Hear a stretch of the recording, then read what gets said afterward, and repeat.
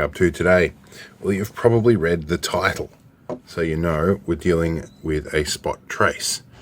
Now, I'm going to change the batteries on this today, and it's going to be a fairly simple video, but this is one of these things that I seem to think is fairly obvious that I get asked about quite a lot. So I'm going to cover how to change the batteries. Now, before we get started too far into things, I should point out what you don't do. I'm going to take this off for the sake of the video. This is the waterproof cover for the USB port that's on here. Now this can be used to power it. There is a micro B USB port, and you can buy a waterproof connector that goes over that too. That's if you want to power it permanently. This one is in a very expensive piece of equipment that I don't want stolen, so I run it on battery, just because people these days are smart enough to disconnect the battery when they're stealing things. Criminals are getting a little bit smarter these days, or a lot smarter, as is illustrated by some of the vehicles that are being stolen. Now, the first thing you want to do if you're going to change batteries, excuse me while I clear my throat. The first thing you're going to do if you want to change batteries is to remove these 4 screws, and the battery compartment will come away. Now, important to note, these are not captive screws. They will fall out. So, which is something I actually think that Spot should probably change about these. So, I'm pretty sure they're magnetic. I'm dropping things off my desk here, trying to find a magnet. But the one thing I should probably check is, are they magnetic screws? They don't feel like it. Anyway, once you have your screws all undone, you can obviously remove the battery bay. Now, take note, once we remove this, of these 2 little screws there, or 2 little pads there. They are important. Now, when we tip this over, these screws are going to fall out. I normally tap them all out just to, yep, okay, the screws are magnetic. I tap them all out to avoid accidentally losing one from the case. Just because these screws are a very fine thread and they're difficult to find. Now, these are fairly high quality. They're probably some grade of stainless. They're only vaguely magnetic. Anyway, we have our batteries here. Now, make note of these 2 springs. These 2 springs make contact with these 2 pads, and that's how the unit is powered. So we want to pull batteries out.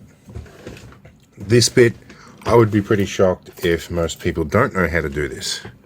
But I use a little spudging tool, and I grab the positive terminal and I push and lift because there is a spring. Then we will tip these out.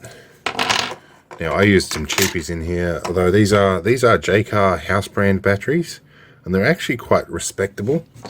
But I am short by about a week on battery life for these ones. I normally get about a month and a half out of them. I got about a month and a week or so. So I'm putting some good Ever-Ready Max Pluses in here, just because I don't want to have to change these all that regularly. So you will also notice that the polarity of the batteries is probably not marked. No, it's not marked. I had actually forgotten about that. Anyway, flat side to the spring, bumpy side to the pad, just in case you get confused or you haven't done this before. There's a rubber seal around here. You want to be careful that it's not pushed in or pulled out or something silly when you put it on, and it's quite a significantly thick rubber seal, so you don't want to over tighten this and distort that seal. So we're going to turn over like this, and the second you put this on, it's going to fire up and start flashing at you. So we will position this so you can see that. It will actually flash to confirm that there's a battery attached, and then it'll go into idle mode. From that point, to avoid that happening numerous times, you want to just hold a gentle bit of pressure on it, just to keep those spring contacts in. And I'm going to put in opposing screws, so I'm going to put diagonally opposing a screw in. I've just done that till I feel a bit of resistance. I'm going to put the opposing screw in here. I'm going to do that, and then I'm going to do the same here. You'll find by the time you've put them in, you really don't need a lot of force at all. You'll probably see I'm just using 2 fingers here, And once I'm about, I do about probably a half a turn more after I feel a bit of resistance. That's really all you need to keep that rubber seal happening, especially if you're not going to be operating this underwater. I'm just going to confirm that these are all about that same tension. You don't need much. There you go. Right, and after that, you want to fire it up. Right, that's it. You've done a battery change on a spot trace unit. It'll flash like this for a little bit, and then it will go into stealth mode, and it'll turn all the lights off.